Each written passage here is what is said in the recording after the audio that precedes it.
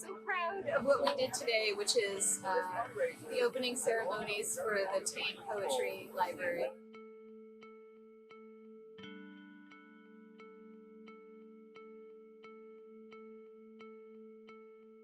He's put a tiny little seed of a library upstairs there, and maybe that will grow into something bigger one day. It could not have happened without so many people. The library could not exist without Susan Tane. She's a dear friend and the world's foremost Whitman collector. Susan and I worked together to build her collection of Whitman books, manuscripts, objects, and ephemera, and co-curated an exhibit called Poet of the Body, New York's Walt Whitman, which was at the Grolier Club before the pandemic in 2019. After the exhibition ended, and in the middle of the pandemic, Susan contacted me about her extensive library of Whitman materials. Would the Whitman Initiative care to start their own library? Well, it didn't take me long to get my mother-in-law's pickup truck and went over to Susan's and went over for one of the many loads that came in to build the library. I keep working on Whitman and thinking about new ways with new technology to communicate my appreciation of the poet and his work. And I'm very excited to be opening up the Tane Library today and start on a new path for the initiative. This is a labor of love, and we're just very excited to see what the next steps of the project are going to be. I'm surrounded by about 400 books that are now part of the collection. You can go to waltwhitmaninitiative.org to preview the catalog. We now have a digital collection online, free to the public. I'd be happy to learn about the work you want to do here in the library. What brings you to the Whitman Initiative. It's pretty wild to see that it's now come to fruition, and like the little seed is not only planted, but as of today, germinating and growing now too. So I'm just thrilled that there's a place that, I guess, sort of in an age where almost everything is moving online, we are proudly and defiantly putting together a physical book library for people. So we're doing a little bookbinding project here.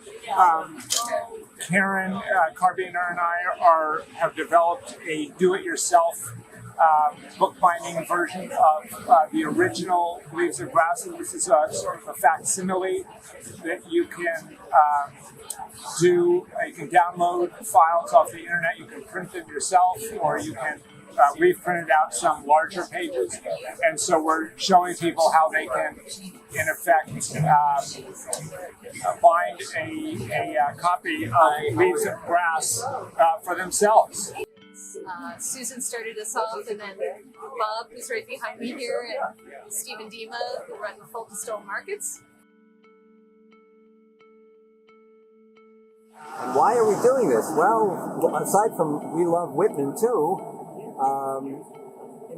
what Whitman is saying is relevant to what we are trying to do and achieve as well.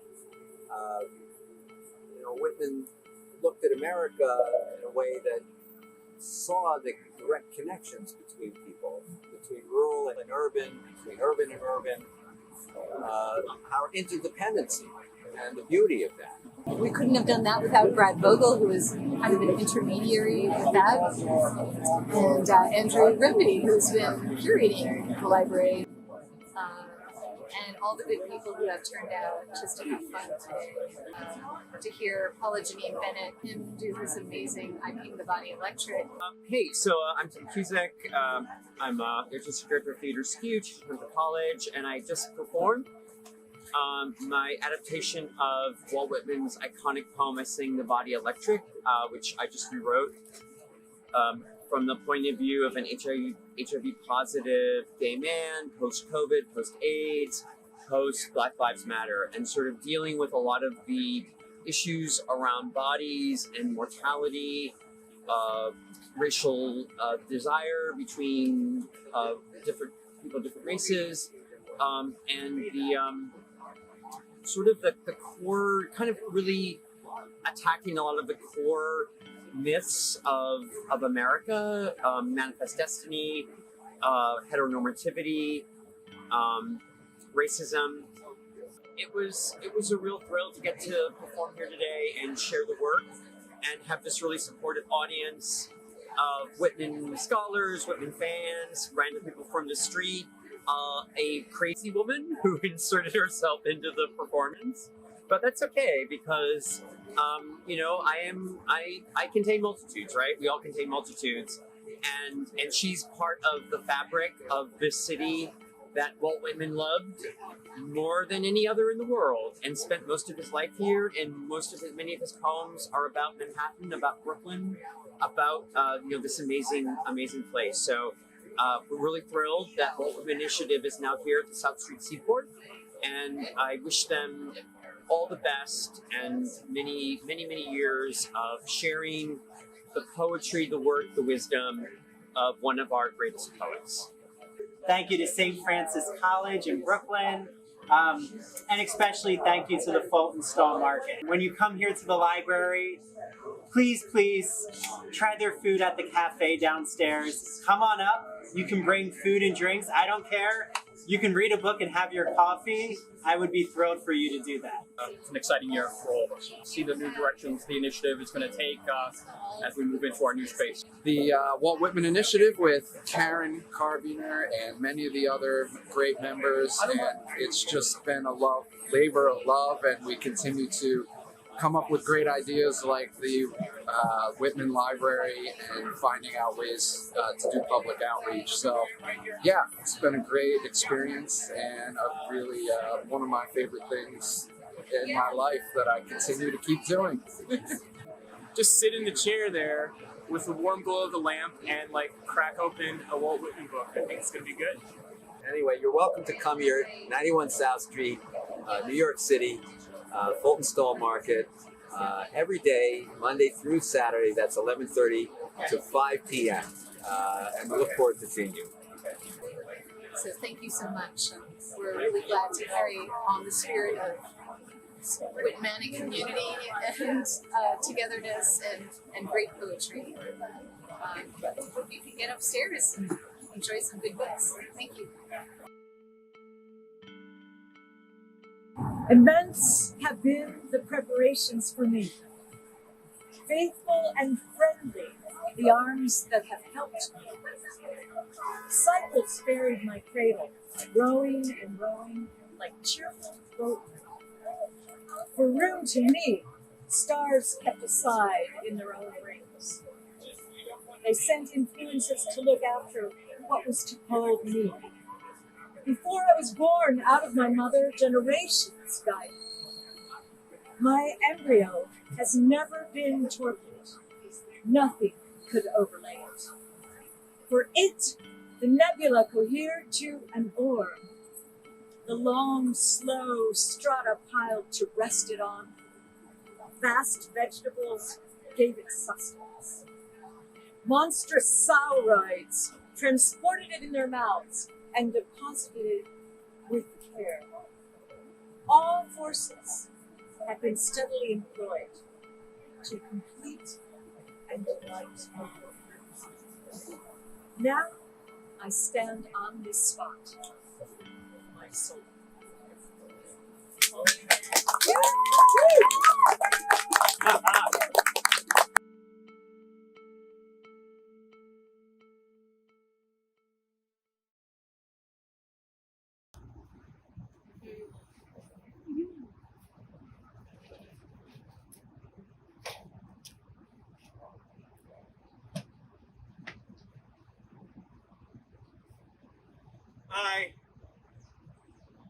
Ping,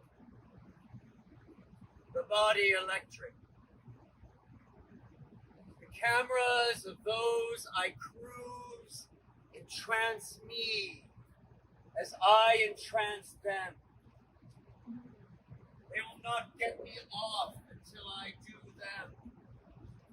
A camera for them, baptizing them, pumping them full with the discharge of my soul. What do they conceal as they hustle to unconceal everything and spurt all over their phantom presence as eagerly as in life. And what of the corporeal presence beyond the lens? And what of the soul trapped in the machine?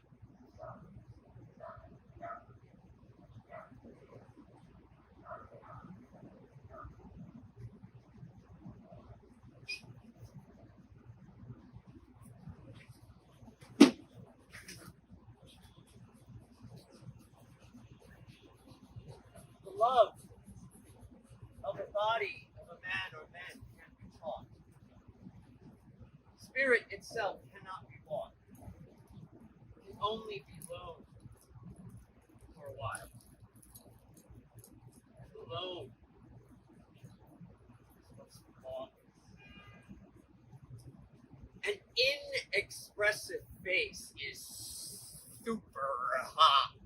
For expressiveness in a male deity goes beyond a good face. It's in his glute and thigh. It's that triad of glute, thigh, and hip. Slender wrist to bulging bicep. It's in his walk. Head slightly cocked. Pelvis rippling through cotton lycra shorts and muscle tee. The strong, sweet quality he has quenches cotton and lycra. See him pass conveys much more than I can in this poem. You look back to see his back and the back of his neck and shoulder blades. Darling, I need my box. There you go.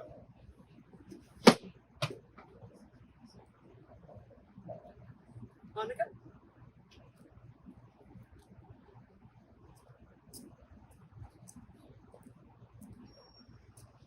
The brawn of certain babe, his nipple-pierced bosom, chocolate brown, contoured and Wonder Woman.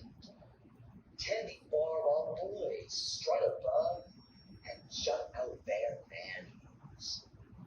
The swimmer, naked in cherry groves, seen from the shore as he dives over waves and waves to the shore. His pink penis silently bobs like a buoy, rocked like a baby in the brine. The folding back and forth of men on rowing machines and men toning abs on inclined planes. House mothers and drag queens in all their performances. Construction workers at lunchtime opening sandwiches and wolfing them down while eyeing their prey.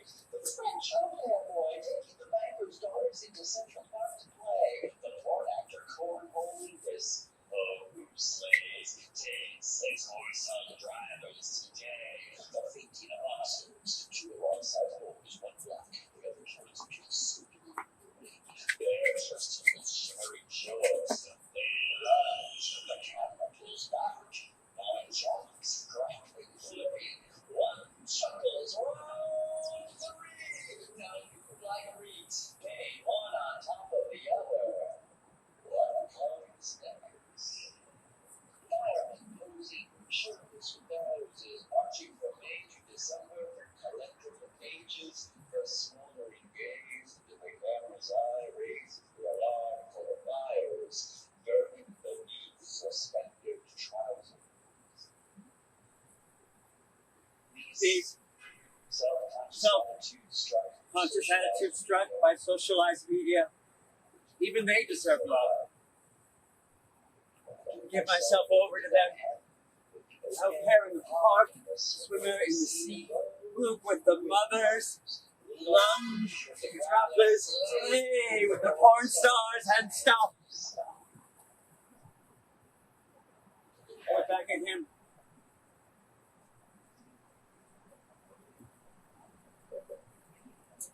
Come on, folks, come on. Come around, make a circle, come around, come around.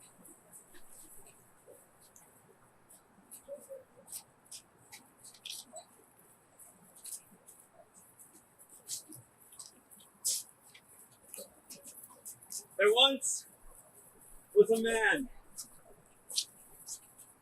a well-known writer, father of many sons, some of whom are fathers of sons, but many of whom are not. This man was once a terrifying drive, rage, force for one person.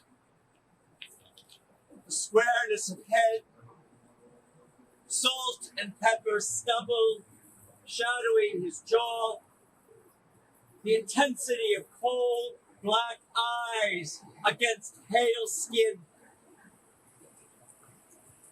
I never went to see him because I feared Daddy's force and fire.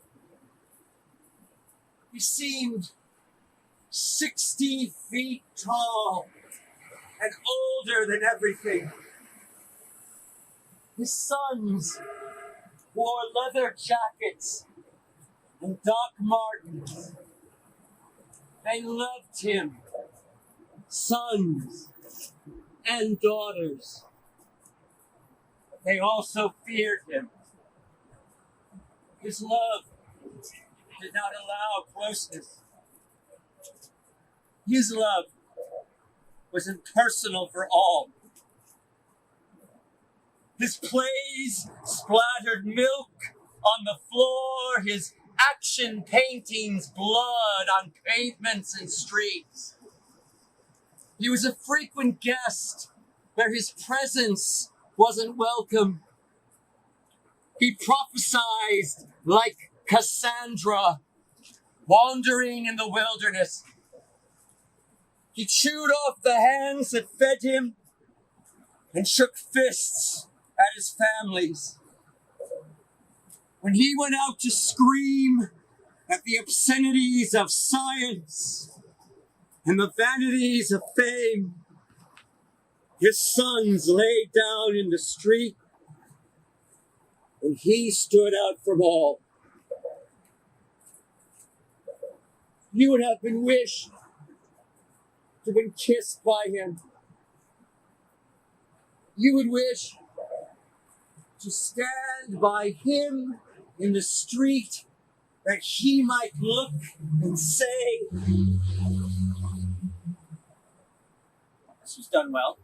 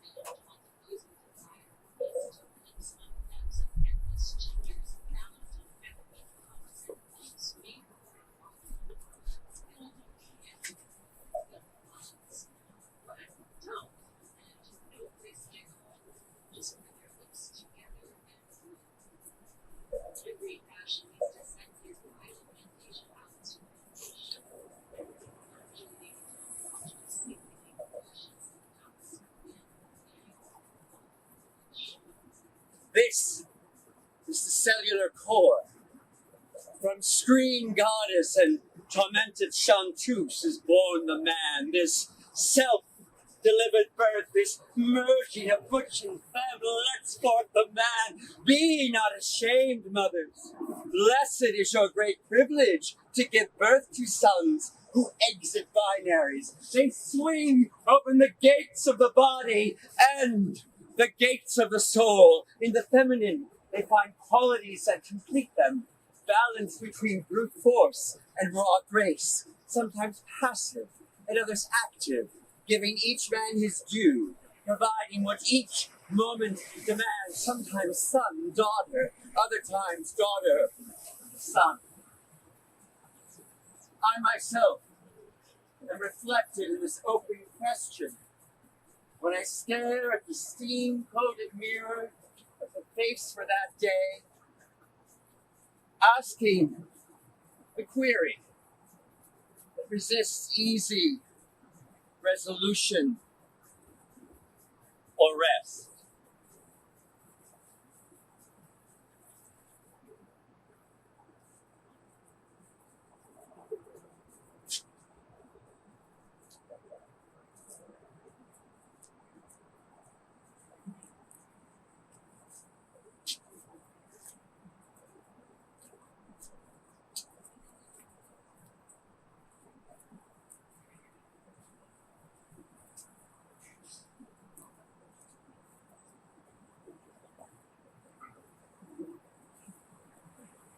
Like normal.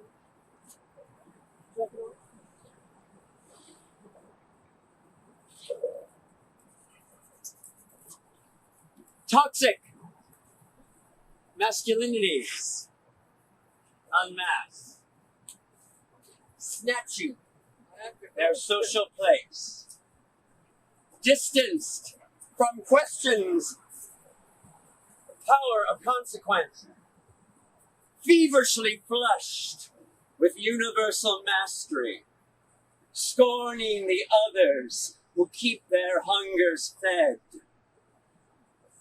and defying the whole. Passions spreading wildly like viruses. God, guns, golf. Pride goeth before the fall football season kicks off. A calm pride would spread instead its care over others. Coronas of compassion measured against unbecoming shrouds of indifference. Survey says, love mankind. Whatever that entails. Drop anchor. Don't set sail. Yachts, not cruising to privileged solitudes. All bodies are sacred. African, European, Asiatic, no matter what part they play. Gangster or laborer, patient or nurse, all are sacred. Immigrants from Ecuador, Trinidad, Denmark are sacred. Each belongs here as much as anywhere, just as much as me or you. Each adds their own flavor to the bubbling stew. All is a nourishment. Human is a nourishment.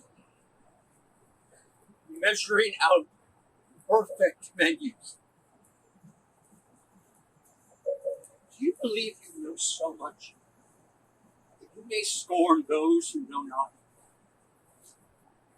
Do you think that knees are meant for necks and not for taking the grass to pass on history? Do you presume that this abundant, nourishing feast lays itself out each day as an invitation for you only? Do not for him, her.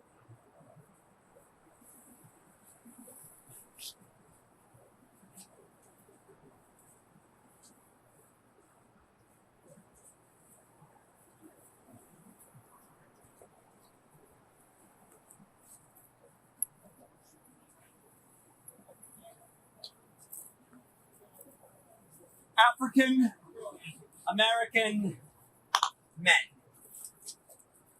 turning Pornhub into BBC masterpiece theaters of black. Magic Johnson dribbling out creamy fillings for souls and holes. Wondrous gentlemen of color, war all stars. Max Connor, Jason Zhu, D'Angelo Jackson, Remy Cruz. Although, as my friend Tommy writes, clicking black top, white bottom is not solidarity.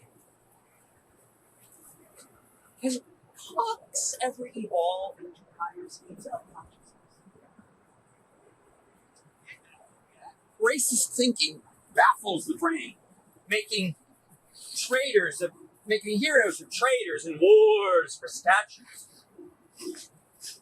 Black male bodies eternally subject to cunning examinations, medical, legal, erotic.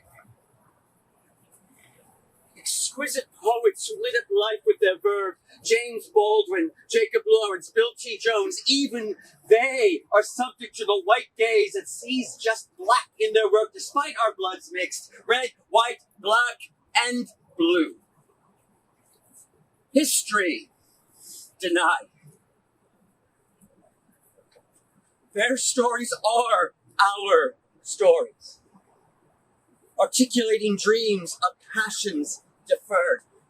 Why is To Kill a Mockingbird still required reading in Giovanni's room is not?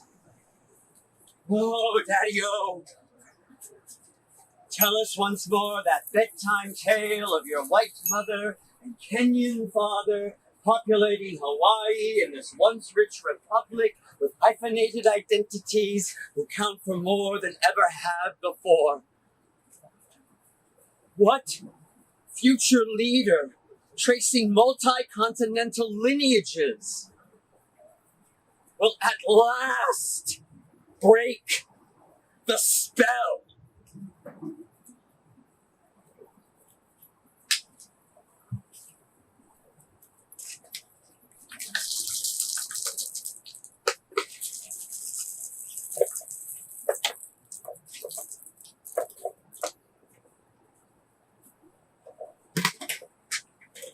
Woman's mind wins a Nobel. She becomes a mother for other women writers. She teems with stories. She bears the weight of millennia of mothers ripped from their offspring. Have you ever loved an eye of blue sapphire? Have you ever loved a ghost undeparted? Do you not see how the beloved eye and the bluest eye and the beloved ghost are products of the same global market? She called forth thought from the festooned vacuity of whiteness, named the glass bowl invisible to the goldfish, swimming in its castle, dreaming and re-dreaming its penumbral relations that are its substitute for truth and justice. We proclaim our innocence, pale continental conquerors, and proclaim the evidence shadowed by doubt. But it has never been concealed. It is hidden in plain sight.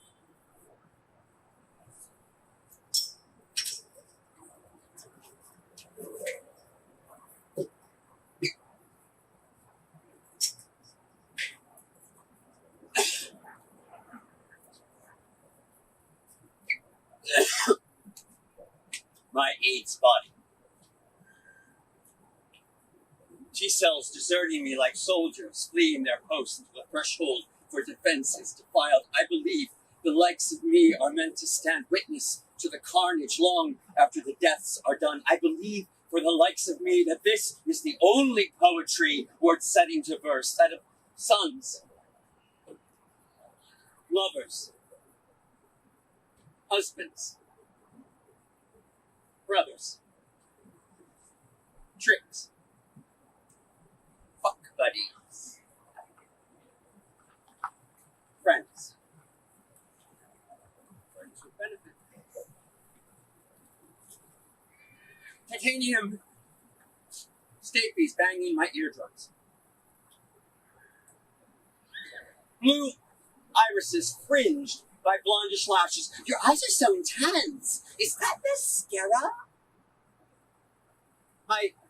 The missing teeth make a crone of me years before my dotage. Tenofovir is the toxic frenemy, keeping me alive while pilfering bony treasures, leeching up the tooth root, rooting out my auditory function, my clavicular joint, bruised on the grass the day that guy dropped me, pink nipples, sometimes with fuzz, sometimes shaved smooth, six-pack, now less shredded than before, teensy pink balls dangling from what has been called a pretty penis, my creamy white ass hung on the gallery wall, the knee pain that ended my go-going career, fractured big toe from that summer waitering gig, all of these losses, all of these bruises, all of these fractures comprise the wholeness of me. Just as they comprise the sum of you.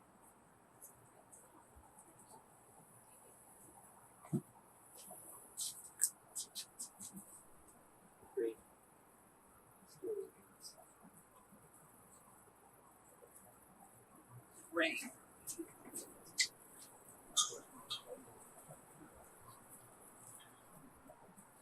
Years.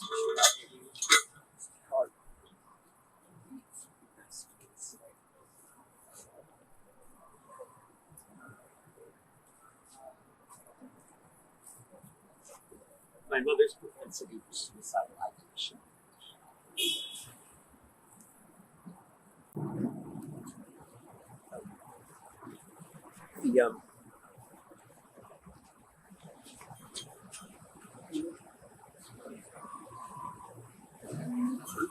Fuck you, that's my eye, my voice, too loud, too fast, too femmy, trying to manifest truth. The shellfish I cannot consume, or else I die. The freedom found on the dance floor and at the ballet bar and in deep contractions.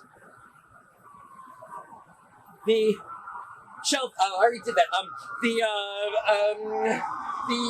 know where I am. Sorry. My brain, my HRV brain. Oh, fuck it. The realization that I'm not dead. The realization that I'm not dead. The realization that I'm not dead. This flawed, beautiful structure served the work of my soul for half a century. Body and soul, babe. That's my soul.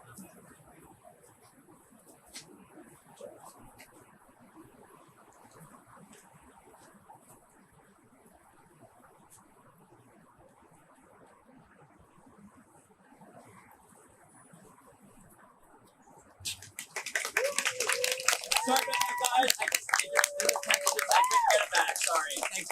Thank you, Karen, for letting me make a fool of myself. Thank you all for sitting here and listening. I really appreciate it. Thank you. And my students, all my students, you get to see it. Yay!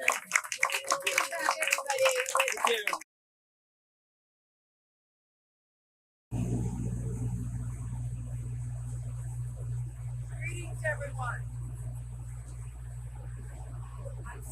pleased to be part of this event today. Several weeks ago, I participated in a grand reading of Song of Myself on the other side of the water in Brooklyn Park. At that point, I read section 24 of Song of Myself, and some of the people here today were there. And today I was thinking how fantastic it is to be on the other side of the water, reading the same section from Song of Myself. And for me, I had a fantastic sense of poetic balance, that I would get to read the words of Walt on both sides of the water. Now,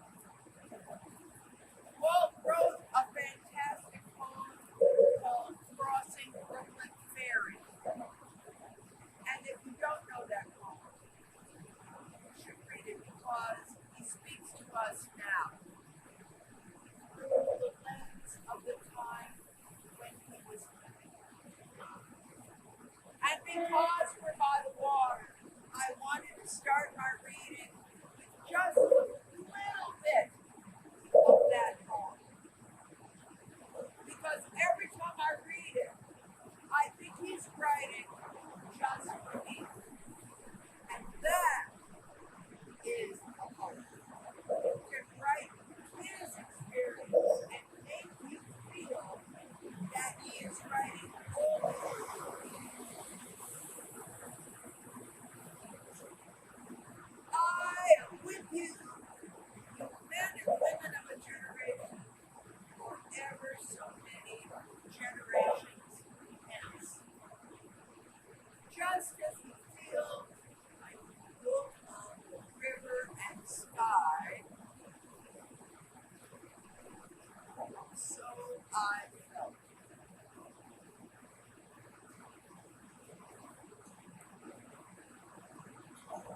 Now, Song of Myself, section 24. Are you comfortable with me being up here, or would you like me to come down? Everyone is all right? You can hear me well enough. If a siren happens to go by, I will pause. Walt Whitman, a cosmos of Manhattan, the sun. Turbulent, fleshy, sensual, eating, drinking, and breathing. No sentimentalist, no stander above men, women, or apart from them. No more modest than immodest. Unscrew the locks from the doors. Unscrew the doors themselves from their jams. Whoever degrades another degrades me. And whatever is done or said returns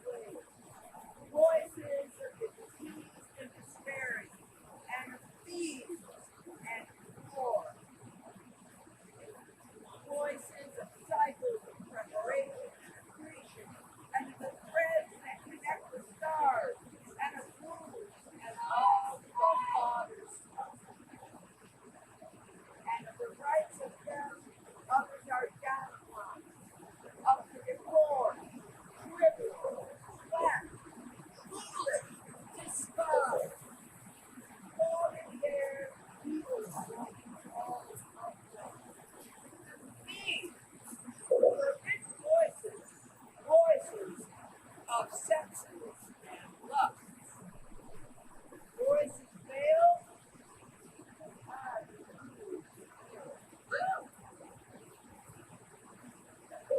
Voices increasing by clarified and transfigured. I do not press my fingers across my mouth. I keep the skeleton around the bones as around the head and heart. Population is no more rate to me than death.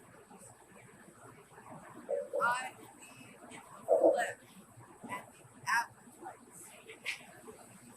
Seeing, hearing, feeling are miracles, and each part and tag of me is a miracle. Divine I am inside and out, and I make holy whatever I touch. The scent of these armpits, aroma, finer than bread. The head more than churches, Bibles, and all the creeds. If I worship one thing more than another, it shall be the spread of my own body for any part. Translucent mold of me, it shall be you. Shaded ledges and rests, it shall be you. Curved, masculine, older, it shall be you. Whatever goes to the kill of me, it shall be you. You, my rich blood, your milky stream, pale, stripping from my life, breasts that press against other breasts, it shall be you.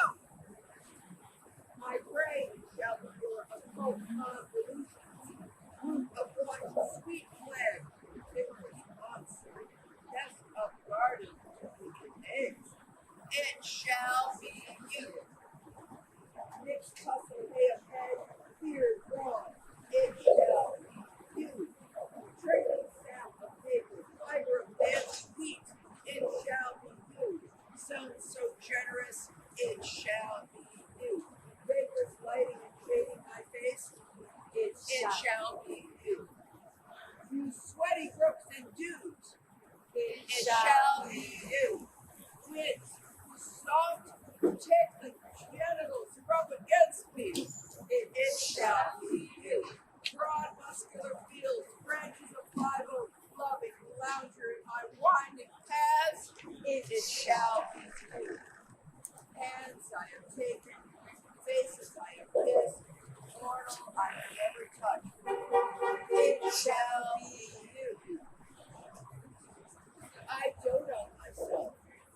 There is a lot of me, and all so luscious. Each moment and whatever happens thrills me with joy. I cannot tell what my name was then, nor whence the cause of the change which, nor the cause of the friendship I have hidden, nor the cause of the friendship I take again, that I walk up my street. I pause to consider if it really be. Morning glory at my window satisfies me more than metaphysics. Behold the day. Light fades, the immense and diaphanous shadows. The air tastes good to my throat. Tufts of the crooked world and innocent devils, silently rising, freshly exuding. Smoothing obliquely, high, low, something I cannot see, points upward the limitless fall. Seas of bright juice suffuse heaven, the earth by the sky, stayed with